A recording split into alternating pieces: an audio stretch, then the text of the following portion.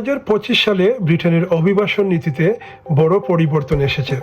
April থেকে কার্যকর হওয়ার নতুন নিয়মে 8টি বড় পরিবর্তন দেখা যাবে, যা অভিবাসী ও স্থানীয় বসবাস প্রত্যাশীদের জীবনকে সরাসরি প্রভাবিত করবে। আমি আপনাদের স্বাগত জানাচ্ছি নর্দার্ন আই কমিউনিটি টেলিভিশনের পক্ষ থেকে। এই পরিবর্তনগুলি সম্পর্কে আপনাদের জানাতে আমরা নিয়েছি একটি বিশেষ উদ্যোগ। যদি আপনি এমন আরও তথ্য পেতে চান তাহলে অবশ্যই আমাদের চ্যানেলটি লাইক করুন এবং শেয়ার করুন। আপনার মতামত কমেন্টে জানান, আমরা সেগুলোর ভিত্তিতে আরও নতুন বিস্তারিত আপডেট আপনাদের সামনে তুলে ধরব, বিশেষ করে ইউকেতে অভিবাসন ও সামাজিক পরিবর্তন নিয়ে। যৌন অপরাধের দণ্ডপ্রাপ্ত ব্যক্তিরা আর আশ্রয় চাইতে পারবে না। যৌন অপরাধী নিবন্ধন থাকলে আশ্রয় আবেদন করা যাবে না। বিদেশ থেকে সরাসরি কেয়ার সেক্টরে চাকরি পাওয়া যাবে না। নতুন বেতন সীমার নিচ থেকে স্কিল ওয়ার্কার ভিসার আবেদন করা যাবে না। নতুন অর্থনৈতিক শর্ত পূরণ না করলে স্থায়ী বসবাস ইনডিফিনিট লিভ টু রিমাইন্ড মিলবে না। 15 বছরের আগে ব্রিটিশ নাগরিকত্ব পাওয়া যাবে না।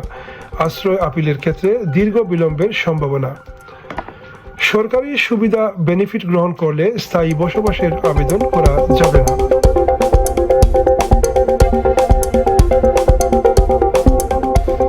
2025 এপ্রিল থেকে যুক্তরাজ্যের অভিবাসন নীতিতে বড় ধরনের পরিবর্তন আনা হয়েছে, যার প্রভাবে সবচেয়ে বেশি পড়েছে স্বাস্থ্য ও কেয়ার সেক্টরের কাজ করতে আগ্রহী বিদেশিদের উপর।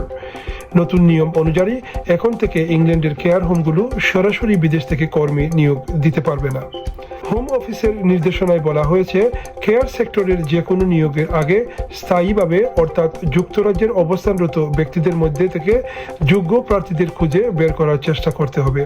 কেবলমাত্র স্থায়ীভাবে যথাযথ রিক্রুটমেন্টের প্রমাণ দেখতে পারলেই বিদেশ থেকে কর্মী আনার অনুমতি মিলবে।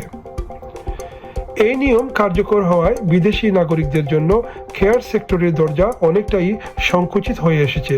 বিশেষ করে বাংলাদেশ, ভারত, নেপাল ও নাইজেরিয়া থেকে আগত বহু কর্মী যারা এই সেক্টরে চাকরির আশায় ছিলেন, তারা পড়ছেন অনিশ্চয়তার মুখে। অভিবাসনের বিশ্লেষকদের মতে এই পদক্ষেপ যুক্তরাজ্যের ভিতরে কর্মসংস্থানের সুযোগ বাড়তে সহায়তা হলেও দীর্ঘমেয়াদে কেয়ার সেক্টরের উপর চাপ বাড়বে, কারণ ব্রিটেনে ইতিমধ্যে দক্ষ কেয়ার কর্মীর ঘাটতি রয়েছে।